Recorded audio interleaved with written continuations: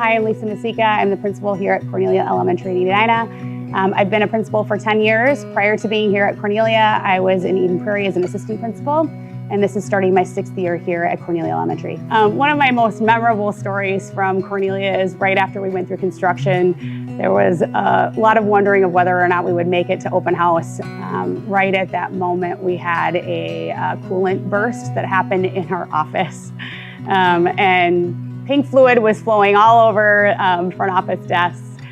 But the best was that one of our front office staff people, who has a great sense of humor, came back an hour later after she had showered up and was wearing a raincoat. And open house went off without a hitch. There are all sorts of great things that happen day to day. I love just working with students, greeting them in the morning, and it's great to sit with a student and to be able to be excited for them when they learn something new. I get to work with a lot of different types of student groups, and it's one of my great joys just to be able to bring community together and support staff and families and students to become the people they want to become.